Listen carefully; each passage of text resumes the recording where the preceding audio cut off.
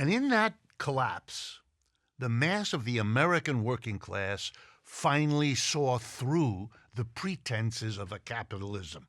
They saw what capitalism could deliver, not the goods, but the really bads. And the American working class drew a conclusion.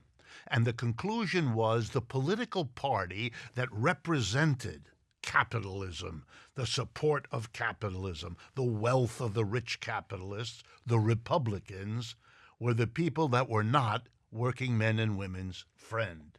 They turned and placed their hopes in a new direction.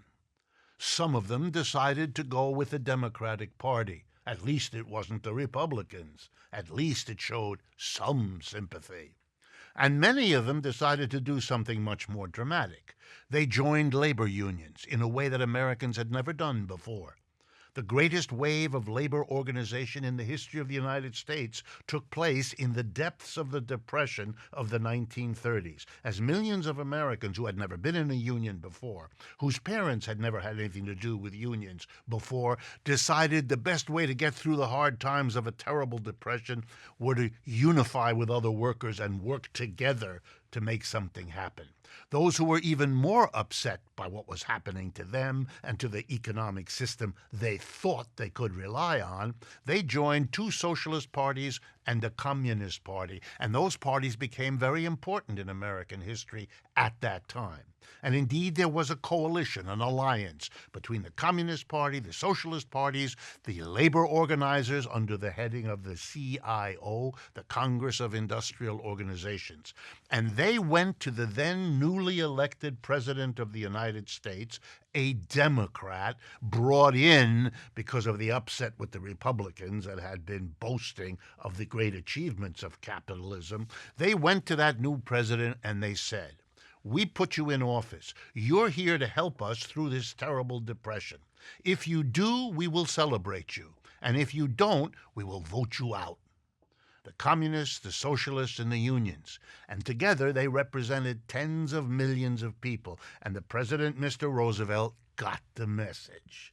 He went back to the rich people he came from and the big leaders of business that he was one of. And he said, "I just had a meeting with the communists, socialists, and the unionists, and they basically read me the riot act. I better help those people, the mass of Americans, through this depression, or I'm out of here.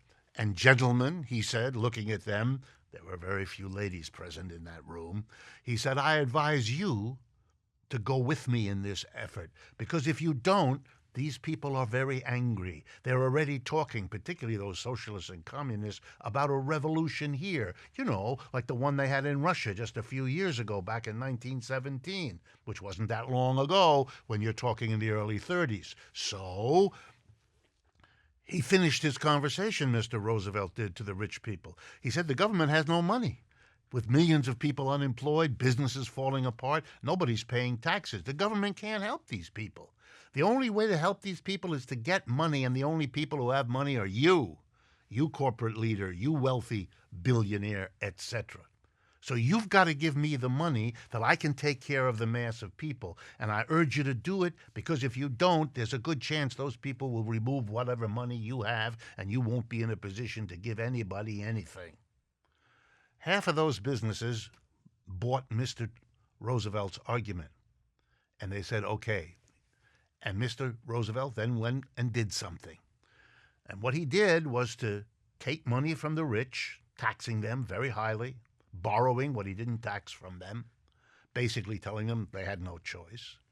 And he used the money to create the Social Security system, to suddenly go to all American families and say, "You're elderly, you're people 65 years of age and older, I'm going to give them a check, a government Social Security check every month for the rest of their lives." He created the unemployment compensation system. For the first time, you lose a job through no fault of your own, the government will give you a check every week for a year or two to help you through.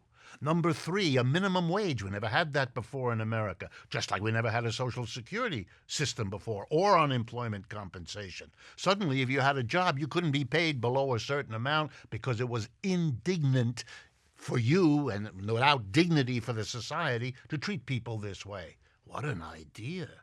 And finally, the government hiring program. Roosevelt telling the American people, if the private capitalists of this country can't or won't hire millions of Americans who only ask for a job, then I will as president, and he did. He hired roughly 15 million people between 1934 and 41.